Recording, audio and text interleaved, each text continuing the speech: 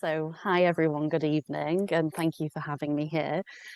So I'm Ellie, I'm a counselling psychologist, and I'm going to be talking tonight about living with a life-limiting illness.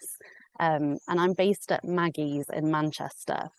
So for those of you who aren't aware of what Maggie's is, we are a charity and we provide practical and emotional support to people affected by cancer. And we're a team of skilled professionals. So we've got psychologists, as you can see at the top. We've got cancer support specialists who are typically nurses by background. And then we've got benefits advisors. And because we're a charity, we have some fantastic fundraisers as well. So just to give you a bit of an understanding of where I've come from. And we have Maggie's dotted all around the UK. So tonight, I'm going to be talking about how we respond both emotionally and physically to living with cancer. We're going to talk about our tricky minds, because we all have tricky minds, and I'll explain what that means. And then we're going to be looking after yourself. So thinking about self-care and thinking about how do I advocate for myself when living with cancer? How do I make my voice matter? And then we'll do a guided visualization if we've got time. So just a brief visualization, which I'll talk you through. And then there'll be a space, like Nikki said, to take questions. And we'll be checking the chat. So let's make a start. So living with cancer can be really uncertain and can be very, very, very frightening. So it's really normal to have a whole range of responses. Okay, so I've listed a few at the bottom here. You might be feeling a sense of disbelief. You might feel denial, anger, fear, numbness, helplessness. I'm sure there's lots of different emotions that you've experienced. And you might experience some of these, or you might experience all of these in the space of an hour. So just to say that kind of living with cancer, can feel very uncertain, and it's normal to be reacting and responding in this way. And for human beings, we like a sense of certainty and we like to have a sense of control. So any uncertainty in our lives can feel quite anxious and quite stress-provoking. And what happens in our body when we experience stress? So when we're living with cancer and things feel really uncertain, what is happening in our body? How do we respond to stress? Well, as many of you, I'm sure, have experienced, you might feel that your muscles get more tense. You might feel a shortness of breath. You might feel your heart going really fast. You might get a headache. So we're responding physically to this stress and to this uncertainty. And why does this happen? Well, I've got a tiger on the screen here. So if I was to say to you, imagine that a tiger were to enter the room that you're in right now, feel free to come off the mic if you want. What would you do if a tiger entered your room right now? Anybody? Feel free to kind of shout out what you would do. Run. Run. Yes. Yep. I think that's what I would be doing, Kate. So you would be thinking about running. You would be, you might freeze. You might try and fight the tiger off. So what I'm trying to get to here is we would be responding in a fight, flight, freeze response. Okay. And this is an evolutionary response to managing and reacting to stress. So if we have a threat, we're responding in this way because when we were hunting and gathering years ago, we would see a tiger, see it as a threat, and we would respond physically by running away, fighting or freezing in order to survive. And now the threat isn't the tiger, the threat is the cancer that you're living with. And that can feel really, really scary. And so our bodies can react in this fight, flight, freeze response. And why does this happen? Well, it's not our fault. It's what we call our tricky minds. So in psychology, we say we have a tricky mind that we have like an old mind, an old part of our brain that responds in this evolutionary way. So our alarm system is going off when we feel threatened by things, so living with cancer. And the rational part of our brain, which you can see here on the red, the prefrontal cortex, that goes offline and our alarm system is going off, and it feels really, really difficult to put that rational part of your brain back on. So this makes me think about, how do we get that rational part of your brain back online when you're facing stress and uncertainty whilst living with a life-limiting illness? So I wanted to think about, how do we take care of ourselves, and to provide you with some tips and tools for coping. So this might seem really straightforward, but I guess we always talk here at Maggie's about, when things feel uncertain, how do you start to get some kind of certainty and some kind of control? And the easiest thing can be to establish a routine. So thinking about, can I plan ahead? Can I use a diary or a calendar? Can I think about my diet, my activity levels? Am I doing too much? Am I doing too less? My social contact, and can I schedule in some self-care? So we talk a lot about self-care, but how many of us actually practice self-care consistently?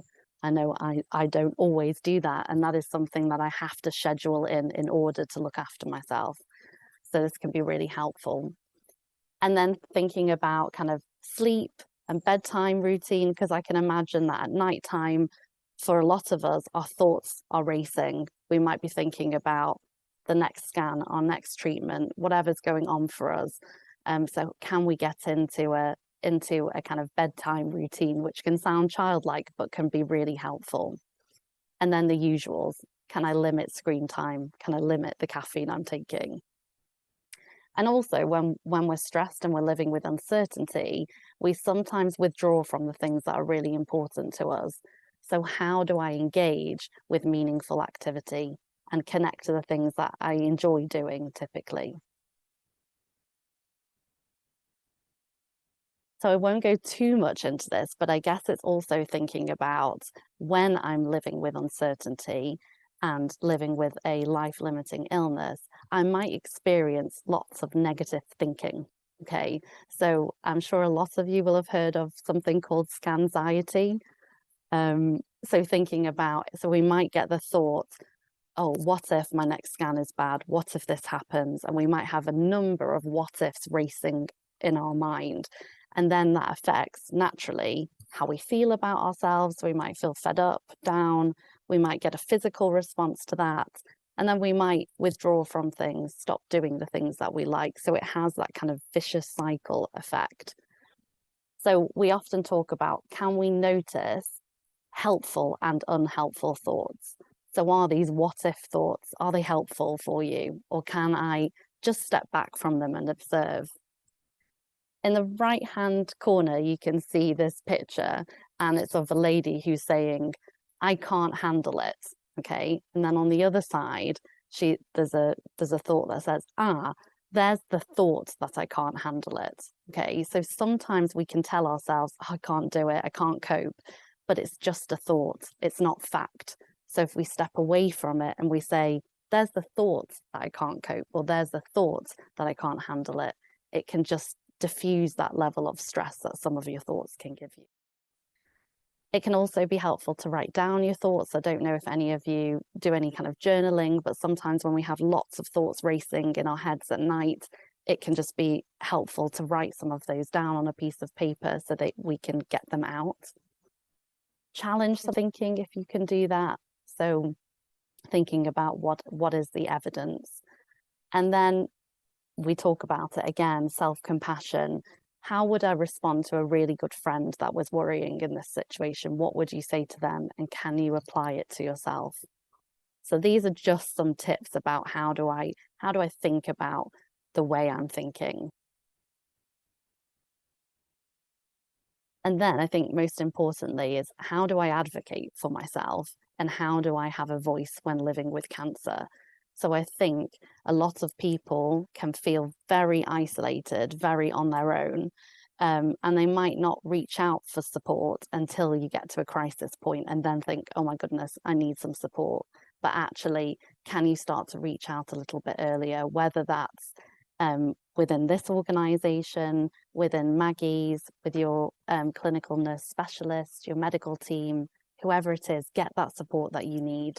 And it also could apply to relatives if you need some support or people around you. So I've put here, advocate for yourself, because your voice matters.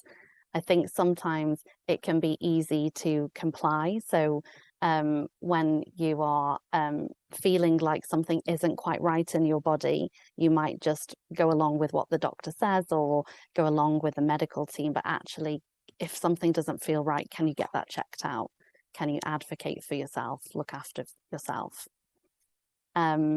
I've also talked about trying to communicate your needs and wants, and then being assertive at times and establishing boundaries. And we can do that with really clear and straightforward communication. And for a lot of us, we can find it really difficult to say no. So again, when you're living with cancer, you might feel exhausted at times. And so your energy isn't limitless. So can you actually say no to the things that you don't want to do, and look after yourself and look out for what you want to do? It's not always an easy task, but these are just some pointers. We also talk about, in terms of looking after yourself and living with cancer, is about connecting to your values. So if any of you are spiritual or religious, sometimes it can be important to connect to those values that are important to you. Or if that's not the case, can you be thinking, for any one of us, with what we have left in our lives, what really matters to us and who really matters to us? Is it friends, family? Is it a pet? What really matters to me? And then based on that, can we reorder our priorities to achieve what we call value-based living? So living by your values, doing what matters. And sometimes in psychology, we talk about the 4 L's. So how do I live to my best ability? Who do I love? What have I learned in life? And what legacy do I want to leave behind? So these are just, again, how do I connect to more meaning-focused living? And that can apply to each and every one of us.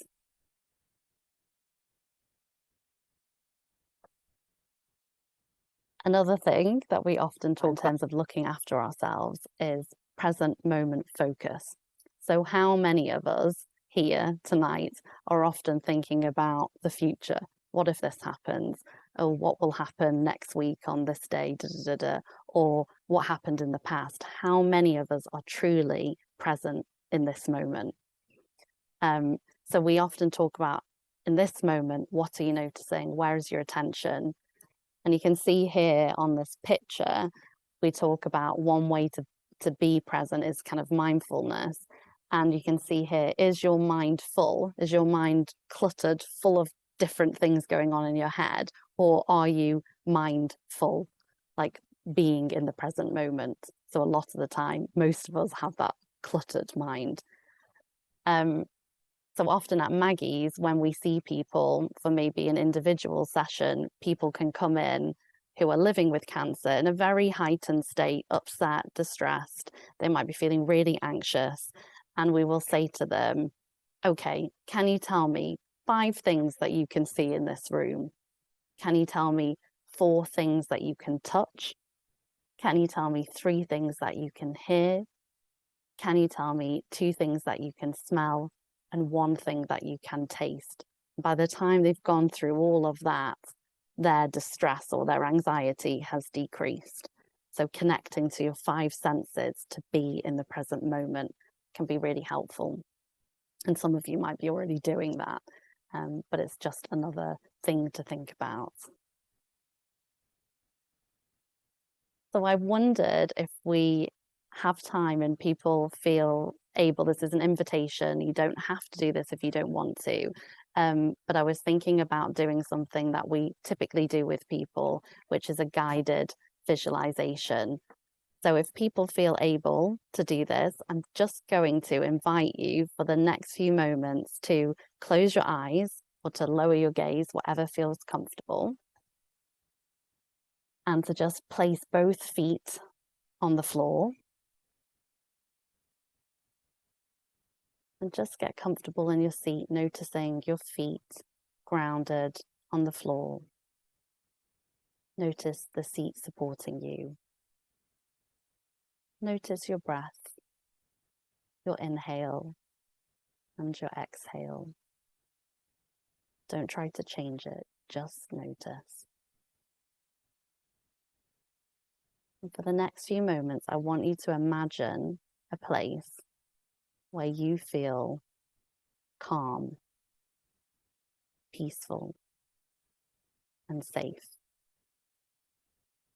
It may be a place that you've been to before, somewhere you've dreamt about going to, somewhere you've seen a picture of, or just a peaceful place you can create in your mind's eye.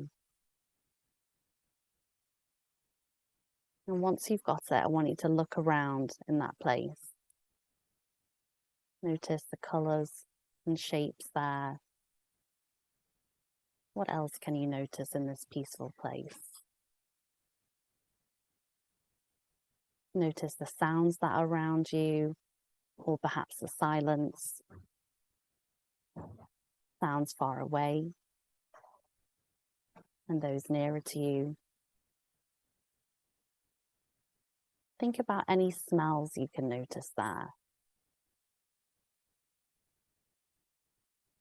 Focus on any skin sensations, the earth beneath you, or whatever is supporting you in that place.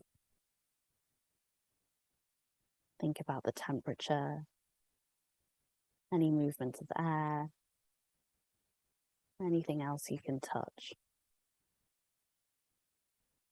Notice the pleasant physical sensations in your body whilst you enjoy this calm and relaxing place. Now, whilst you're in this peaceful and safe place, you might choose to give it a name, whether one word or a phrase that you can use to bring that image back anytime you need to. You can choose to linger here a little while, just enjoying the peacefulness. You can leave whenever you want to by just opening your eyes and bringing your attention back into the room.